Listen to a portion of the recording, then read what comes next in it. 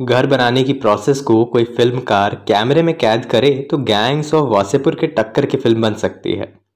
घर बनाना किसी बिना तैयारी वाले सरकारी एग्जाम में तुक्के लगा के चले आने जैसा नहीं है। खून पसीना मेहनत लगती है तब एक घर बनता है। ईंट बालू मोरंग सीमेंट लाने की माथापच्ची से लेकर पानी के पाइप लगवाने तक की भागा दौड़ी। लेबर काम धीरे धीरे कर रहे हों या दीवार पर कौन सा रंग ठीक जमेगा उसको चुनने की परेशानी। फिर पर्दे कैसे हो, टीवी कहाँ लगेगा, किचन में चिमनी, घर का नाम, नेम प्लेट का डिज़ाइन, पंखे की कंपनी जैसी 100 बातें अलग। मेहनत मशक्क़त की एक लिस्ट बनाई जाए तो क्लैट इंट्रेंस एग्जाम की मोटी मोटी किताबें भी उस लिस्ट के सामने चिंटू सी लगेंगी। और एक घर हमें लोगों के दिलों में भी बनाना पड़ता है। In Vietnam people don't call there partners my love, they call them my home. Vietnam में लोग अपने जीवन साथी को प्रेमी या प्रेमिका नहीं बोलते हैं, वो उन्हें माई होम यानी तुम मेरा घर हो ऐसा बोलकर बुलाते हैं। किसी को अपना प्यार कहने की जगह अपना घर कहने की बात उतनी ही क्यूट लगती है जितना जब वी मेट पिक्चर में करीना कपूर लगी थी। ये इश्क खाए बैठे बिठाए जन्नत दिखाए ओ रामा। प्रेम की मेरी कई परिभाषाओं में से जो मुझे सबसे ज़्यादा पसंद है वो कुछ ऐसी है। Everything I love or cherish has a nature to change, and remembering this is love. यानी मुझे जो भी प्यारा है, चाहे वो व्यक्ति हो, कोई संस्था हो, कोई पहल यानी इनिशिएटिव हो या कोई ग्रुप हो, वो ज़रूर बदलेंगे। और इसी बात को याद रखना, बदलाव के साथ उन्हें स्वीकार करना मेरे लिए प्रेम है। प्रेम को लेकर बहुत सारी बातें हैं, लेकिन प्रेम को लेकर जीवन विद्या की फिलॉसफी मुझे सबसे ठीक लगती है। जीवन विद्या के बारे में पूर्व राष्ट्रपति श्री एपीजे अब्दुल कलाम सर ने कहा था कि भारत के हर युवा को उसकी वर्कशॉप करनी चाहिए, उससे दिमाग खुल जाता है। जीवन विद्या में कहते हैं कि प्रेम होने से पहले किसी भी रिश्ते में कई सारे दूसरे इमोशंस की भी जरूरत होती है ताकि हम पूरी तरह से प्रेम कर पाए।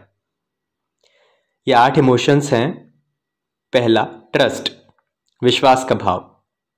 Trust that the person wants my happiness. दूसरा मेरे सुख में सहयोग करे या चाहे, इस बात का विश्वास होना। दूसरा इमोशन है रिस्पेक्ट, सम्मान का भाव। When the person evaluate me correctly, सामने वाला मेरा सही सही आकलन करे, कम ना समझे, डिवैल्यूएशन ना करे। तीसरा भाव है अफेक्शन यानी स्नेह का भाव। The person is related to me, सामने वाले को संबंधी के रूप में स्वीकार करने का भाव।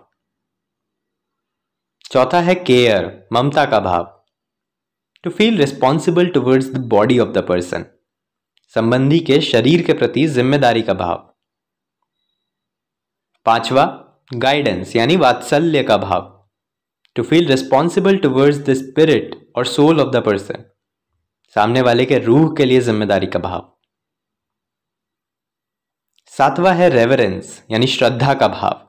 Reverence to acknowledge the excellence, सामने वाले की श्रेष्ठता की स्वीकृति। अगला है ग्लोरी, गौरव का भाव। The person had worked for her और हिज एक्सीलेंस और कंटिन्यूअसली इंप्रूव्स देमसेल्फ, इस बात पर गर्व करना कि सामने वाले ने सुधार की कोशिश की है। और आठवां भाव है ग्रैटिट्यूड, कृतज्ञता का भाव। To acknowledge that the person has put efforts for my excellence too, इस बात के लिए एहसानमंद होना कि सामने वाले ने मेरे अच्छे के लिए प्रयास किया है। और जब ये 8 भाव होते हैं, 8 इमोशंस होते हैं, तब होता है पूर्ण प्रेम, कंप्लीट लव। जब किसी रिश्ते में ऊपर वाले सारे भाव हो तभी वहां पूर्ण प्रेम हो सकता है, ऐसा जीवन विद्या की फिलॉसफी कहती है। और आजकल के रिश्तों में इस बात का भी विश्वास नहीं होता कि सामने वाला मेरी बात सुनेगा और फिर सुन के समझेगा भी। आधा समय यही सोचने में निकल जाता है कि अपनी बात आखिर रखे कैसे। दिए हुए पैसे वापस मांगने में शर्म आती हो या पार्टनर के ओकेजनल टैंट्रम्स पर गुस्सा आता हो, अगर आप अपनी बातें सामने वाले के साथ खुलकर जाहिर नहीं कर पाते हैं तो ये विश्वास की ही कमी है। फिर जहां पहला ही भाव गायब हो वहां प्रेम कैसा, सोचिएगा। बाकी के इमोशंस पर सरकारी पेपर की तरह तुक्के लगाते लगाते ही जिंदगी के कई साल गुजर जाते हैं।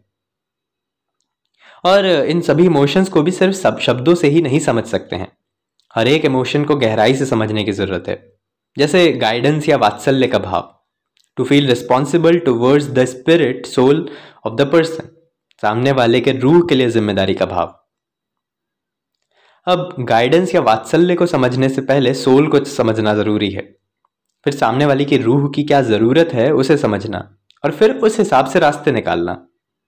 जैसे सामने वाले की रूह को पहाड़ों पर जाकर सुकून मिलता हो, लेकिन आप उन्हें हर बार समंदर किनारे ही घसीट ले जाते हो। वो भी आपके प्रेमवश जो आपको पसंद हो उसे ही करते चले जाते हो। तो ऐसे रिश्ते में वात्सल्य के भाव की कमी है, इस समझ की कमी है कि सामने वाले की रूह को क्या चाहिए। इसी प्रकार हर इमोशन को बहुत अच्छे से, बहुत गहराई से समझने की जरूरत है। रिफ्लेक्ट करिए कि आपके रिश्ते में कौन कौन से भाव गायब हैं और उन्हें वापस लाने के लिए आप अगले एक हफ्ते, एक महीने और एक साल क्या कदम उठा सकते हैं। आगे चलकर इन सभी भावों पर हो सकेगा तो मैं डिटेल वीडियोस भी बनाने की कोशिश करूंगा।